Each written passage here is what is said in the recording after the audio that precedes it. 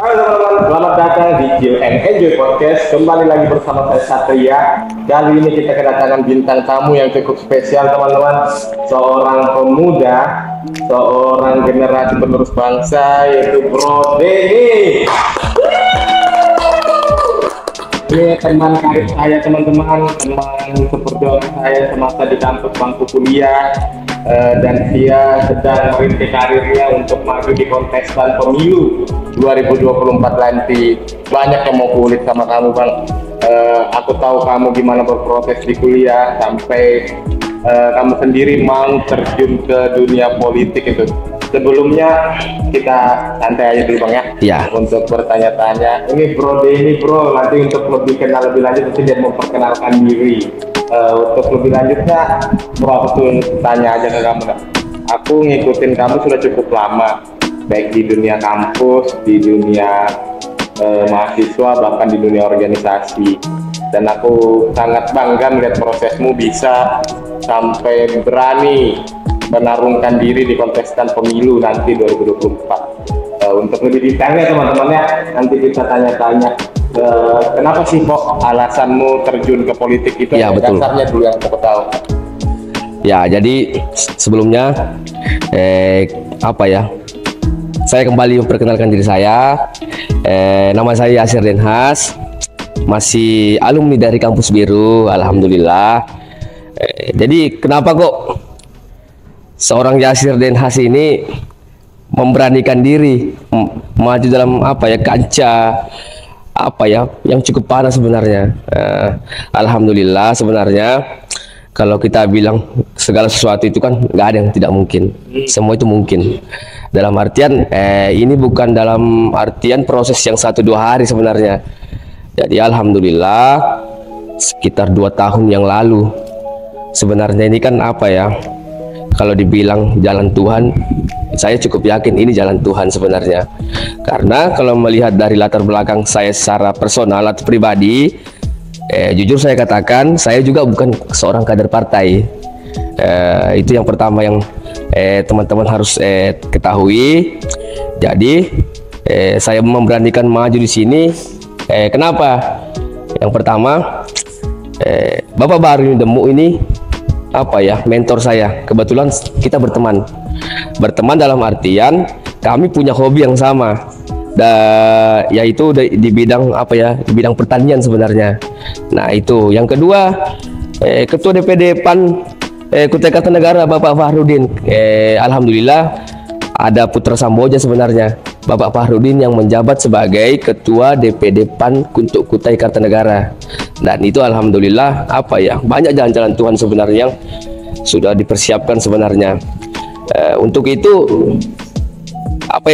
cukup panjang, karena sebelum maju untuk wilayah Kutai Kartanegara, saya dicalonkan untuk wilayah Balikpapan Utara. Untuk lebih detailnya, ini maju di daerah mana kalau boleh tahu? Oh iya betul. Ini kan sudah resmi kampanye. Oh iya betul ya. Resmi kampanye kan berhak di sini mau ngapain aja, mau ngobrolin apa aja. Di sini tidak terikat dengan siapapun sejauh ini, jadi bebas untuk mendiskusikan apa aja. Iya betul. Yang pertama, Yasir Denhas maju untuk wilayah pemilihan Dapil 5 Samboja Barat, Loa Janan dan Loa Hulu. Ini sebenarnya dapil untuk Samboja Barat ini dapil baru sebenarnya, karena kemarin Samboja itu kan cuma 1 dia. Jadi dibagi 2, terciptalah Samboja Barat dan Samboja Induk. Nah, kita Samboja Barat ini ikut dalam wilayah dapil 5. Nah, itu yang sebenarnya ya DPRD kabupaten kota dia. Nah, untuk wilayah dapil 5. Karena saya lahir di Samboja Barat, tepatnya di Kelurahan Bukit Merdeka, Jalan Poros Balikpapan Samarinda. Jadi banyak yang teman-teman itu bertanya, Kutai Kartanegara itu bukan hanya Tenggarong sebenarnya. Ya, sangat luas sebenarnya. Contohnya saja Samboja Barat. Samboja Barat ini kecamatan yang berbatasan langsung dengan wilayah Balikpapan Utara. Jadi alhamdulillah sebenarnya kemarin kita lebih banyak berkarya untuk wilayah Balikpapan Utara sebenarnya. Jadi di sana ada karena kita lebih giat apa ya, karena hobinya kita di pertanian. Di sana ada kelompok-kelompok tani perhutanan sosial yang berbentuk KTH sebenarnya. Nah di situ kita apa yang mulai gerak sebenarnya. Di situ saya melihat apa ya, ada kecenderungan di mana program yang turun kepada petani ini tidak sesuai dengan apa yang petani harapkan. Kalau latar belakang dari tempat diskusi teman-teman sebelum konten ini, beliau ini tidak serta merta murni langsung terjun ke politik lah ya. betul. Dia lewat dari seorang petani betul-betul dari bawah. Saya dengar banyak ceritanya itu berpikir dari bawah sampai memberanikan diri untuk terjun ke dunia politik. Untuk Bapak sendiri sebagai mentornya Pak, mentornya Bang Dedi ini, yang saya tahu Bang Dedi ini semasa saya mengenal dia di dunia perkuliahan memang tekun dan rajin dalam berorganisasi. Kenapa Bapak sendiri sebagai mentornya mau mengusung Bang Dedi ini seperti sekarang ini menjadi, ya kamu majulah, kamu punya potensi, apa yang Bapak lihat dari Bang Dedi? Baik, terima kasih. Mungkin saya memperkenalkan dulu ya. Ya, saya ini adalah ketua daripada relawan Roden. Nama saya Pak Roden. Apa sih latar belakang kami mendorong Dennyasir untuk maju ke politik? Tapi begini, saya berpikir bahwa Dennyasir itu kan sebenarnya latar belakangnya petani. Dia seorang petani, tapi dia sekolah. Nah artinya dengan sekolahnya mungkin kalau tidak salah beberapa universitas yang dia pernah tekunin ya, dari Jogja, Universitas Gajah Mada ya. Ya betul. Dan melawan Universitas Warman sempat juga. Ya, Ujung-ujungnya di Degama. Kami sangat ini mendukung dan mensupport untuk maju karena dia adalah Dennyasir adalah seorang yang potensi sebagai putra daerah dari Kecamatan Samboja yang memiliki kompeten. Artinya dia seorang pemuda yang kompeten walaupun dengan latar belakang dia seorang petani. Nah, kemudian harapan kami kalau seorang petani kemudian dia duduk menjadi anggota dewan, tentunya mungkin dia akan lebih besar turun ke masyarakat petani, tanpa harus mengurangi dengan aspek-aspek yang lain seperti pembangunan, infrastruktur, ya tetap. Tapi kami memprioritaskan bagaimana supaya para petani ini bisa menjadi sejahtera dan makmur. Nah, karena selama ini kan petani kan selalu mengeluh banyak permasalahan yang dialami. Nah, di saat inilah kami sebenarnya butuh seorang wakil yang bisa memperhatikan para petani itu. Nah, jadi ya kami sangat mendukung, mensupport untuk maju dalam kancah pemilihan anggota Dewan Legislatif Kecamatan Samboja Barat untuk Kabupaten Kutai Kartanegara. Nah, jadi harapan itu seperti itu. Harapan besar kami ya, dan juga saya seorang petani juga yang sangat mengharap mudah-mudahan Allah mengizinkan untuk bisa duduk sehingga dia bisa mewakili kami khususnya di Kecamatan Samboja Barat, umumnya di Dapil 5. Nah seperti itu. Berarti memang dibentuk dari sejak lama kita melihat potensi Bang Dedi yang lumayan cukup progresif ya, saya lihat. Betul. Dari mau bersaing di kancah lokal maupun nasional di DPRD kota ini ya. Dan terus yang saya tangkap tentang ini juga Pak, ada isu-isu yang menarik ini. Saya percaya bahwa orang tuh bisa menjadi orang besar karena proses dan progres.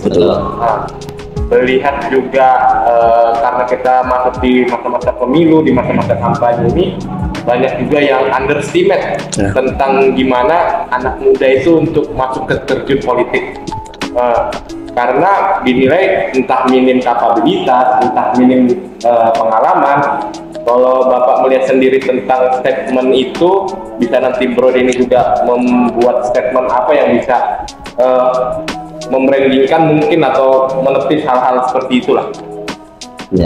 Ya justru itulah mengapa kami sangat mensupport Bro Denny. Kenapa? Memang selama ini beliau ini kan memang sudah berkarya walaupun di dalam bidang pertanian. Nah mudah-mudahan dengan karyanya itu sehingga dia nanti bisa untuk paling tidak mensejahterakan para petani ini khususnya. walaupun kalau untuk aspek lainnya insya Allah pasti juga akan dilirik, bukan cuma untuk petani aja.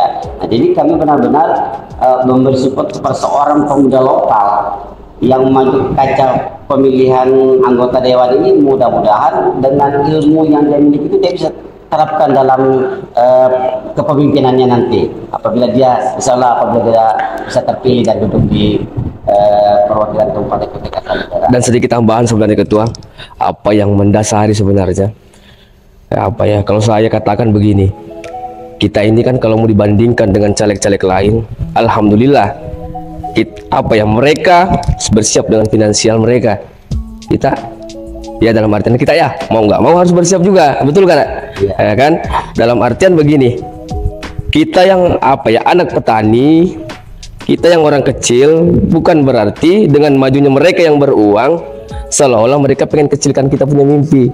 Dalam artian seperti itu yang pengen saya coba gerakkan sebenarnya. Kita petani jangan pernah takut untuk bermimpi. Kita punya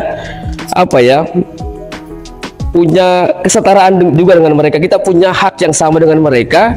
Kita sama-sama bisa bermimpi. Jadi jangan pernah takut untuk bermimpi.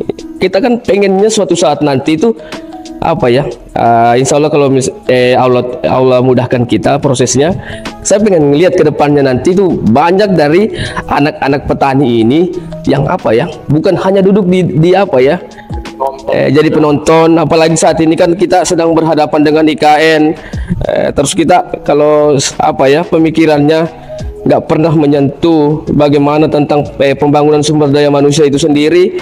Ya takutnya kita secara tidak langsung sudah dikecilkan oleh keadaan gitu. Nah, karena kita takut bersaing, karena kita melihat bukan lawan sih, teman kita ini lebih bermodal daripada kita, padahal kita kan punya modal yang sama. Kita sama-sama dilahirkan dalam keadaan telanjang gitu. Nah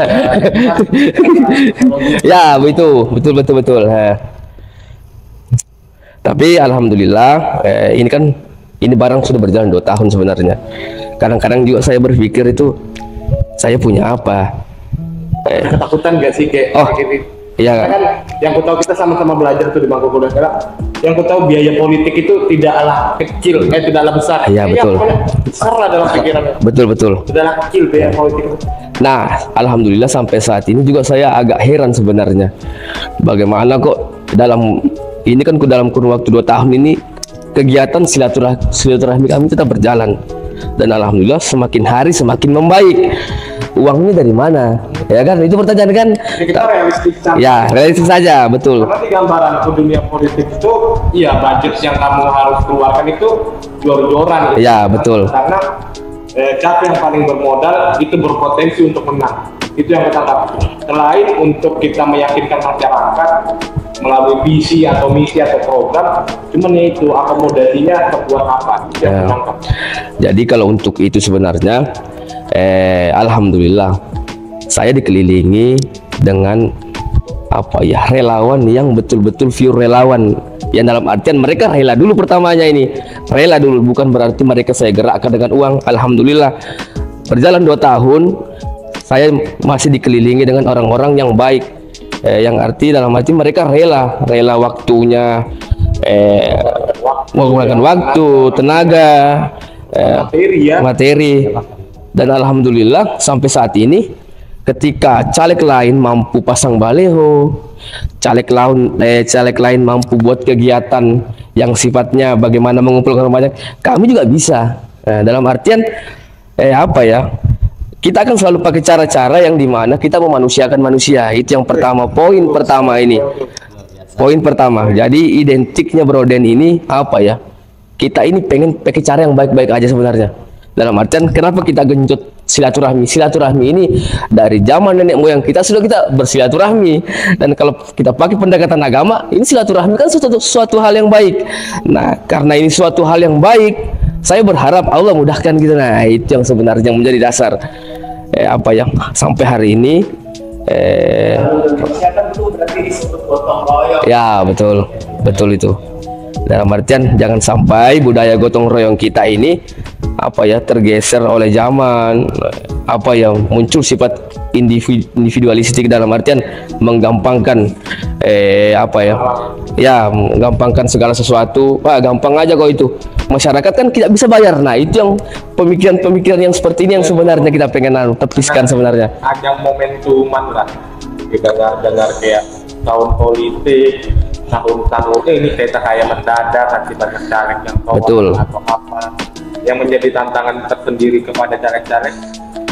Ya gimana untuk memutus tentang paradigma bahwa mengurangi politik money gitu. Iya, betul. Money politik seperti itu. Jadi Ada juga personal mungkin beberapa oknum yang memang modal paling kuatnya itu. Iya, betul. Itu tidak bisa menafikan teman-teman terhadap geopolitik yang ada di Indonesia ini.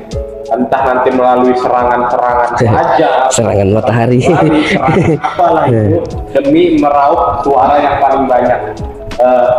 Mungkin ada yang mengatur itu semua, ya kita punya Banwaslu, betul, yang memonitoring masa-masa kampanye segala macam yang sudah ini mulai dibatasi kan. Bahkan ini kontestasi perdana pertama yang diiringi dari presiden, DPR yang paling besar ini yang aku tahu, yang paling besar sama-sama serentak gitu. Iya. Jadi dalam artian ketika kami bergerak ini bukan berarti jalannya mulus-mulus saja. Kita juga sering dengar bahasa yang ada aja kah uangnya. Nah, ini bahasa yang paling sering kita dengar sebenarnya. Adakah gitu kan? Adakah? Ada ke 100 gitu kan? Nah, apa ya? Ini sebenarnya kan terbentuk bukan karena siapa sebenarnya. Siapa yang mencetuskan pertama ini kan? Dalam artian ada yang memulai sehingga nah ini yang saat ini kita coba upayakan dalam artian kita bagaimana mensosialisasikan kepada masyarakat bahwa penting kita ini sama-sama milih orang yang berpihak kepada kita sebenarnya. Orang yang berpihak dalam artian ketika kamu pilih saya berpihak nih sama bapak nih. Tentu nanti ya program-programnya ya kita akan turunkan ke mereka dalam artian inilah bentuk real dari sebuah keberpihakan sebenarnya. Jadi ketika masyarakat berpihak ke perwakilannya, insya Allah perwakilannya juga bakal berpihak juga kepada masyarakatnya. Itu kalau budaya sih cara ini paling dia sendiri yang kenyang. Ya betul. Kita mau gini-gini aja. Yang aku tahu satu suara itu menentukan. Sangat menentukan. Emang semua di sistem kamu bisa ngomong bebas seperti ini tidak dibentuk di pemerintahan. Semuanya itu struktur. Jadi menurutku entah adanya kontestasi politik ini ya betul-betul dijadikan momentum untuk gerakan perubahan. Betul. Baik dari kalangan muda, dari kalangan tua, sama-sama untuk kita tahu lah, aku nggak berani bilang Indonesia sedang tidak baik-baik saja. Yang kita tahu sendiri di geopolitik sekarang banyaknya isu-isu yang dilemparkan kepada mungkin paslon-paslon yang lain untuk mematikan langkah atau membrandingkan yang buruk-buruk untuk mengadu domba. Pada dasarnya politik gembira lah tahun ini. Kalau bisa tahun depan politik gembira, tidak ada lagi yang baku sikut, baku kiri, baku kanan, tikam kanan, tikam sini, semuanya untuk kemanusiaan. Itu yang aku tangkap. Kalau ini juga kok yang menarik adanya kamu ini masih muda, aku bilang. Yang tadi kamu latar belakangmu petani, latar belakangmu aku sangat apresiasi itu. Secara modal mungkin sudah disiapkan, akomodasi sudah disiapkan, peluru apapun sudah disiapkan, teman-teman. Kemungkinan yang kutanyakan ini basic di luar kepalaku. Sebegitu yakinnya kah dirimu? Kita ini bicara anggota aja kan? Iya betul. Aku aja kadang tuh melihat ada pemikiran underestimate tentang kamu masih pemula, kamu masih ini. Emang di belakangmu siapa? Iya betul. Kamu punya apa sih? Sedangkan yang tua-tua aja, yang sudah senior aja, itu gor-goran dan kamu hadir di salah satu perubahan suara. Memang kamu nggak takut atau nggak istilahnya paling ini untuk melipat untuk apa itu gimana? Betul. Jadi kalau dibilang nggak ada ketakutan, jujur saya juga punya rasa takut sebenarnya. Dalam artian rasa takut saya ini yang buat saya aware sebenarnya, lebih berhati-hati lagi. Dalam artian hati-hatinya ini saya coba aplikasikan dengan cara kita lebih bersiap lagi. Bersiap dalam artian kita akan buat sistem, misalkan pendataan, kita bersiap juga dengan data. Betul nggak itu? Dalam artian kita ketika bergerak ini kan pengen sebuah gambaran. Nah, gambaran ini kita coba kita tuangkan dalam bentuk data, yang dimana data ini kita sudah kumpulkan jauh-jauh hari sebenarnya. Itu yang pertama. Dan yang kedua, yang paling mendasar sebenarnya, saya masih cukup yakin dan sangat-sangat yakin ketika kita hanya diam, orang-orang jahat ini akan terus ada gitu, akan terus ada. Nah, karena dia terus ada, karena dia terus ada, dalam artian berarti ada orang baiknya dong kan. Nah, saya cukup percaya orang-orang baik ini pasti akan memilih orang-orang yang baik. Alhamdulillah saat ini kami ini sedang bertandem dengan Bapak Baharudin Demu. Siapa yang nggak kenal Bapak Baharudin Demu? Bapak Baharudin Demu ini brandingannya ini faktor tokohan itu. Dia salah satu dewan yang dimana memang terbukti turun ke masyarakat. Program-programnya juga berjalan, itu dari DPRD provinsi. Terus kalau untuk DPR RI-nya saat ini kami sedang bertandem dengan anaknya Bapak Mahyudin, mantan Bupatinya Sangatta, dan saat ini duduk sebagai DPD RI. Alhamdulillah mereka orang-orang baik. Itu yang pengen saya tegaskan. Kami bersama orang-orang baik, dan harapannya karena ini hal yang baik, kami mohon juga semoga Allah mudahkan apa yang menjadi hajat kami sebenarnya.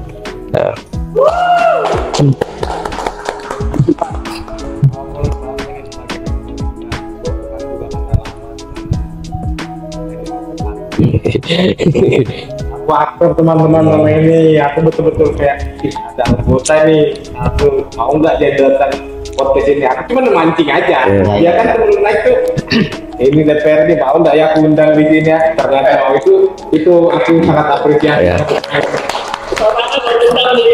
Dengan terbang yang begitu tinggi, jadwal kampanye yang sudah mulai berdatangan, dia mampu atau mau bersedia hadir di podcast yang sederhana ini. Betul itu apresiasi gitu.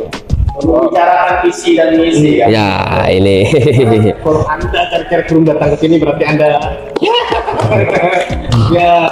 masa sibuk-sibuknya orang tuh bisa hadir gitu. Nanti yang tunggu aja undangan-undangan selanjutnya gitu. Karena di sini menurutku aku pengen memberikan wadah untuk teman-teman mungkin untuk mensosialisasikan apapun di sini yang bisa diobrolin. Contohnya di podcast ini teman-teman caleg pun bisa masuk gitu lah. Bahkan nanti kalau udah jadi jangan lupa gitu loh, silaturahmi kan, dari silaturahmi gitu loh. Iya betul. Insya Allah kita kalau untuk silaturahmi ini, kenapa kok Proden ini identik dengan silaturahmi?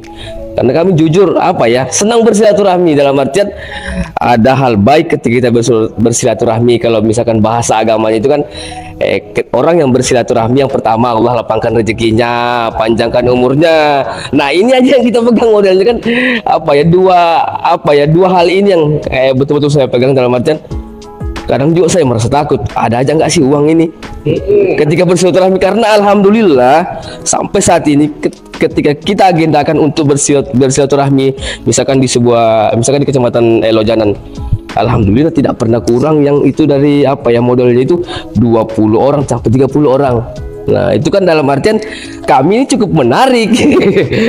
Cukup menarik, masih kami punya orang masih bisa berkumpul gitu. Nah dalam artian kami masih punya nilai jual. Nah yang seperti itu. Untuk itu kami akan jaga silaturahmi ini, bukan hanya ketika kami mengharapkan suara dari masyarakat, tapi insya Allah ketika memang Allah gariskan kita duduk untuk perwakilan DPRD Kabupaten Kutai Kartanegara, silaturahmi ini akan kita lebih sebarkan lagi, karena ini hal-hal yang baik gitu aja. Sama ini kok banyak kayak isu-isu kayak naik terus sebagai Betul. Jangan kayak aku udah habis modal jor-joran nih, berapa berapa triliun. Apakah Bro Den nanti sudah berdamai atau sudah membuang ego personal itu, Betul. atau gimana nanti mendekati kayak kita tidak pernah tahu orang duduk dikasih kuasa itu kayak mana, teman-teman. Betul ya, betul.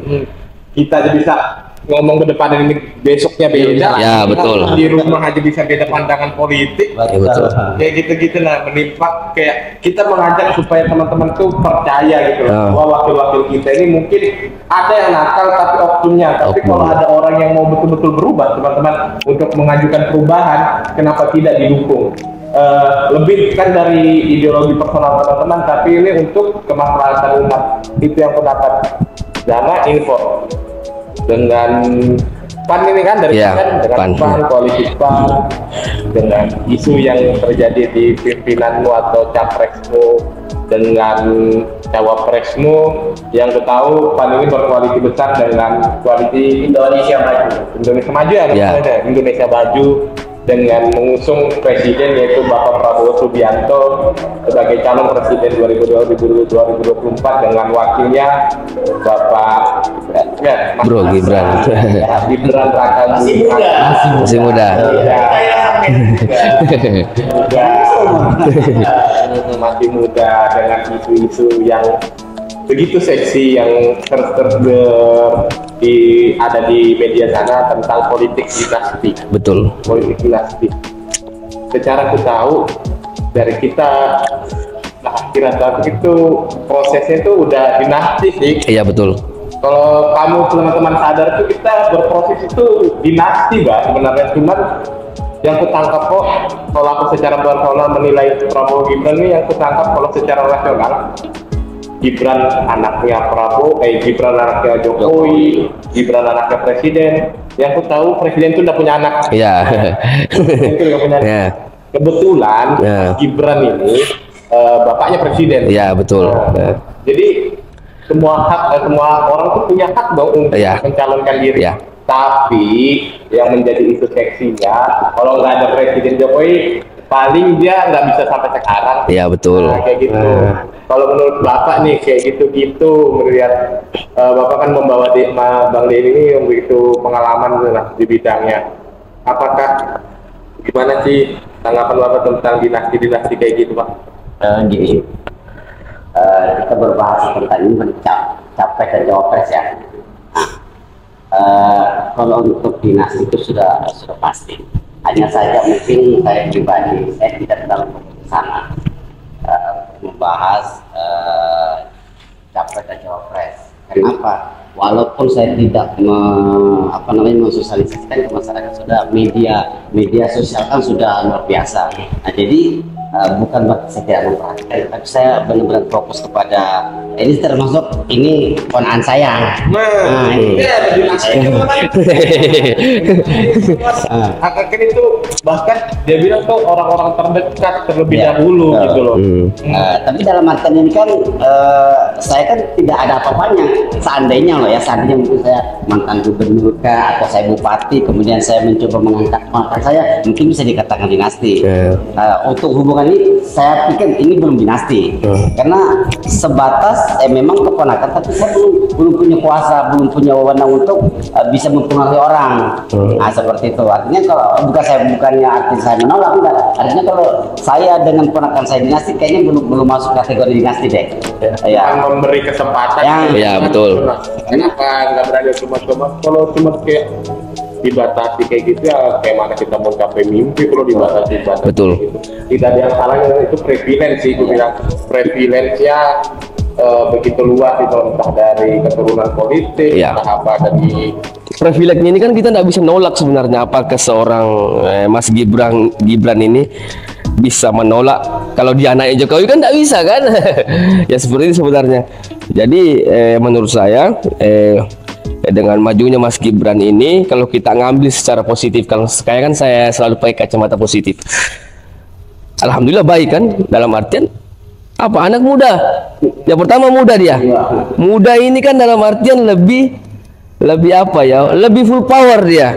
full power, tenaganya juga oke. Dia muda, berdaya. Dan kalau masalah dia anaknya seorang Pak Jokowi, ya, kalau ini kan apa ya, bicara personal dia, tapi kan kita bisa juga ngelihat dengan majunya Mas Gibran ini, harapannya anak mudanya Indonesia ini kan ya dari Gibran dia modelnya seperti itu. Tapi kembali lagi ke masyarakat, dalam artian pilihlah orang yang memang dari hati nurani. Ketika memang mereka pantas atau saya pantas di mata masyarakat, ayo kita sama-sama pilih orang yang berpihak kepada kita, gitu aja sih. Itu walaupun beda-beda pandangan politik. Betul. Setidaknya jangan menyerang itu secara personal. Cukup kritik dengan gerejanya atau secara tubuh politiknya, jangan secara personal. Itu yang aku dapat. Dengan ya, isu-isu yang begitu seksi, caleg-caleg muda bermunculan, bahkan yang aku rasakan sekarang untuk pemilu tahun ini ya, udah itu dari banner banyak muncul poster di mana-mana itu. Kita bingung gitu loh. Mungkin rezeki bubuannya di situ, teman-teman gitu. Cuman ada juga yang ya biasa underestimate gitu lah. Betul. Kadang tuh bahkan orang terdekat kita sendiri tidak mendukung gitu loh. Iya, karena betul. kita itu merasa mereka itu mungkin ya kita berangkat dari bangku yang sama nih, tapi kok kamu bisa lebih unggul gitu. Iya, betul. Merasa nggak terima, cuman ya pandangan-pandangan seperti itulah teman-teman kita perlu ubah untuk gimana untuk representasinya anak muda itu bisa berkarya. Bro, mungkin agak bisa lebih panjang nanti kita lanjut diskusinya karena betul kalau ngomong politik, ngomongin caleg, dinasti apa segala macam itu perlu waktu. Bahkan tidak ada habisnya gitu. Aku berikan kesempatan kan kok gimana untuk meyakinkan calon pemilihmu nih khususnya di dapil Kukar ya. Kamu sudah mampu datang ke sini, aku apresiasi banget dengan segala kehormatan. Apa berikan pandangan atau statementmu tentang politik tahun ini serta terus mengajak tentang politik secara damai. Betul. Saya Yasir Denhas, nomor urut 7 dari Partai Amanat Nasional, wilayah pemilihan Dapil 5 Samboja Barat, Lojanan, Loakulu. Singkat saja dari saya, buat masyarakat, pilih orang yang benar-benar dari hati nurani kita semua, karena keberpihakan itu sangat penting, sehingga sangat penting juga untuk itu kita memilih orang-orang yang berpihak kepada kita. Mungkin itu saja yang dapat saya sampaikan. Kalau dari siapa? Pertanyaan dari saya boleh? Boleh. Ya, ini saya dari perwakilan kita ya. Kan programnya kan nggak salah mementingkan masyarakat petani. Ya betul. Mungkin bisa disebutkan di sini program apa saja. Ya betul. Mungkin bisa ke kami di sini. Program unggulan kok. Ya. Khusus untuk petani kan. Betul. Yang aku tahu daerah Kukar itu ya potensi pertaniannya cukup tinggi. Kalau untuk terkait apa ya program-program yang kita siapkan ketika Allah mudahkan proses kita di tahun 2024 nanti, kami dari relawan Broden ini, rumah relawan kita sebutnya, untuk wadah kami sebenarnya, wadah berjuangnya. Apa sih yang kami persiapkan? Yang pertama terkait pentingnya pembangunan sumber daya manusia. Nah ini yang pertama, karena sepakat semua kita katakan kalau kita penting untuk membangun jalan, penting sama-sama kita masyarakat daerah yang belum ada listriknya kita kasih listriknya kita penuhi. Tapi jangan sampai dengan adanya hal ini kita melupakan aspek yang paling penting sebenarnya, pentingnya pembangunan sumber daya manusia. Itu yang pertama. Yang kedua, pembinaan apa lagi selanjutnya terkait UMKM. UMKM ini kan lebih banyak ini kan kaum perempuan sebenarnya. Kita harus perhatikan juga ibu-ibu kita ini kan, mereka ini kan masih banyak yang belum tersentuh pembinaan dari program-program pemerintah terkait UMKM. Untuk itu kami hadir, kami akan siapkan, kami akan coba bantu untuk bagaimana UMKM ini bisa lebih maju. Nah, itu. Atau mungkin bisa ditambah sedikit ya. Boleh Pak, di closing Bisa Pak. Kalau misalnya apa sih prioritasnya untuk seorang petani? Aku bilang itu begini. selama ini kan kita sadar, tapi dia adalah seorang petani. Memang saat ini memang untuk sentuhan dari pemerintah ke petani itu ya artinya memang ada, cuma belum sesuai dengan harapan seorang petani. Belum terlalu sejahtera. Ya, salah satu contoh mungkin adalah kita saat ini tidak bisa semudah untuk mendapatkan pupuk. Nah, ini kendala paling besar petani. Paling dirasakan. Nanti insya Allah kalau memang Ananda dan Yasir penduduk, nah itu kita akan bagaimana cara untuk membuatkan program supaya penyediaan ataupun kemudahan pupuk ini bisa kita realisasikan ke para Merantau. ya, seperti itu. Artinya bagaimana upaya kita nanti supaya petani itu juga bisa, jangan sampai ketika sudah mulai ingin, biasanya kalau musim hujan itu kan sudah ini pupuk ini. Nah, ketika kita mau beli pupuk, aduh sudah nggak ada. Nah, inilah permasalahan sebagai petani yang selama ini kita rasakan dan tidak tanggung-tanggung, harganya cukup lumayan. Ya. Nah, sudah harganya tinggi, dapatnya pun sulit. Ya. Nah, inilah nanti bagaimana caranya seorang Denny Yasir untuk bisa keluar dari permasalahan ini. Seperti itu. Oke, kita masuk dulu. Muda kreatif, muda berbahaya. Mungkin itu aja Pak, kita bisa dapat ngobrol-ngobrol itu. Terima kasih banyak atas kesempatannya. Aku sangat tersanjung sekali bisa kamu datang ke sini. Sibuk banget orang ini teman-teman. Mungkin closing dari saya. Beruntung sekali nih diundang ini. Beruntung sekali. Doakan lah, pasti doakan. Ya, insyaallah. Saya doakan apapun yang terjadi nanti di kontestasi pemilu, Brother ini insya Allah orangnya baik. Orang yang baik teman-teman, orang-orangnya royal dari masyarakat serta berarti udah oke. Aku percaya melewati anak muda sekarang mampu untuk merubah situasi geopolitik Indonesia ini. Itu yang aku tangkap. Closing dari saya untuk pemilu nanti berjalan dengan damai, itu pasti ya. Ya, insyaallah. Damai, pilihlah caleg kalian yang sesuai dengan hati nurani kalian, berkontestasilah dengan sehat gitu, tanpa sikut kanan sikut kiri. Apapun yang terjadi, orang itu personal yang baik, selagi mungkin itu untuk memanusiakan manusia. Itu aja yang kita dapat. Terima kasih banyak Pak. Terima kasih banyak teman-teman. Terima kasih udah mau nonton nanti nih. Jangan lupa tunggu aja di channel-channel berikutnya. Kita tantang lagi caleg-caleg yang mau datang ke sini untuk menggemborkan visi dan misinya. Kita beradu di sini secara sehat teman-teman. Jangan pernah dengan emosi. Itu aja dari saya. Channel saya Satria. Jumpa lagi. Bye bye.